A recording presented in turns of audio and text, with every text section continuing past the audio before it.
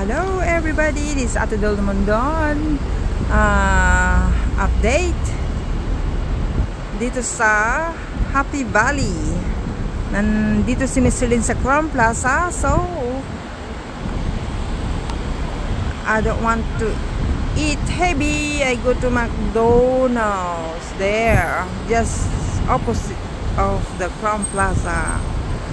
There we are busy today, and tomorrow I'm busy also sa hospital, sa Queen Mary Hospital. My check-up, this is a many years waiting list. Last time kasi nakalimutan ko dahil nga na-stroke si Miss Celine noon. Busy kami sa hospital, so I forgot my schedule. So now 3 years waiting there. Tomorrow in the morning, at least sleeping time ni Miss Celine, so I can go to the hospital there. That one is check up is very quick. Need to check my body. There, this is Ate Del Mondon. There. Supposed to be tomorrow is having lunch with the group again. Miss Celine dyan sa CCC opposite the other side of Crown Plaza. Kaso lang, buti sinabi ko na doon sa kaibigan na I cannot, because this is a long time waiting for me to go back to the hospital for my check-up. So they cannot do anything. Walang mag-aalaga kay Miss Celine. He doesn't know how to dress up properly because he forgot things. Pag walang mag-alalay, hindi niya alam ginagawa niya. Na-nervous na siya. Kaya there. Then after my check-up, punta ako dalhin ko yung kontrata ko sa immigration. Lumayo yung immigration kaya medyo sa bagay isasubmit ko lang naman. And then pag once na ready na yung visa, then punta ako ng consulate, Philippine consulate after. So soon I need to leave Hong Kong soon after my 1-year contract. So lilipat ko na si Miss Celine, kaya hindi nyo na ako masyadong makita sa YouTube.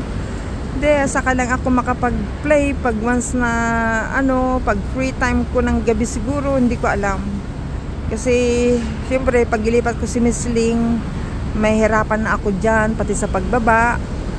See? Kaya ay walang 7-Eleven dun sa Old Peak. Kailangan bumaba ka ng Central, pero hindi basta-basta. Siyempre alaga ko si Miss Celine. At least pag dalawa kami, anytime pwede akong bumaba pag nasa bahay kami. So mahihirapan ako talaga, pati yung pag-iimpake ko, hindi ko alam kung anong mangyari. Kailangan before nalilipat kami doon sa anak niya, kailangan may dispose ko yung mga ibang gamit ko sa kabila din. At least andyan yung kapatid kong tutulong sa akin, see? Kaya mahirap siyempre matanda yung alaga ko. So, siyempre, ililipat ko siya. Hindi madali. Sana'y 1 month before na lilipat kami. Sana magawa ko lahat ng mga gagawin kong pag-impake ng mga gamit ko. Padala ko na sa bahay. There, I want to rest and enjoy my rest of my life sa Agoo. There. Gusto ko na rin magpahinga. Pagod na rin ako. Hindi pa rin ako pagod. Siyempre, trabaho. Kung malakas pa lang sana ako, kung nakakatulog ako paggabi, okay lang sa akin. Kasi hindi ako nakakatulog paggabi. Late na ng umaga ako nakakaidlip.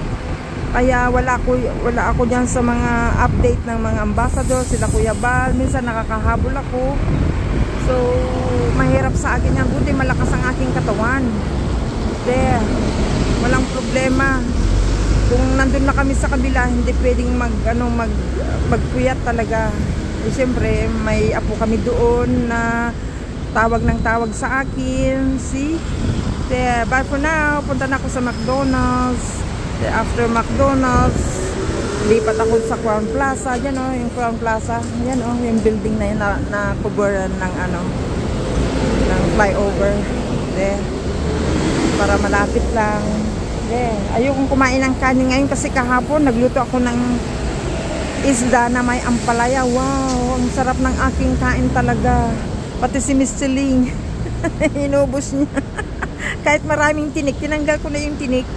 Marami pa rin tinik na naiwan. Yung yellow, yung orange na na isda, yung lugso, tinatawag naming lugso yun.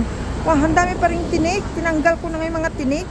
Pero ang sarap yung ampalaya, bunga, saka yung dahon ang hinahalo ko kasi binigyan ako ng dahon. Then bumili ako ng maliit na ampalaya na bunga. Ayun, ay ang sarap. I-boil mo lang yung tubig. I-drop mo yung malinis na, yung isda na malinis na, and then nilagay mo na yung ampalaya, and then lagyan mo ng lasa. Wow, ang sarap kumain. Yung may nararamdaman ka, ganun ang dapat na kainin mo. Ang sarap kumain talaga. Yan na, napunta na sa pagkain ulit kasi kakain ulit ako dyan sa McDonald's. Goodbye now, shout out Team Kalingap, mga solid supporters nila Kuya Bal Santos Matubang, Kalingap Rob, Ate Edna Vlog, sa lahat ng mga ambassadors ng Team Kalingap, deputies, shout out dyan. This is Ate Doldo Mondon updating in Happy Valley. Bye for now.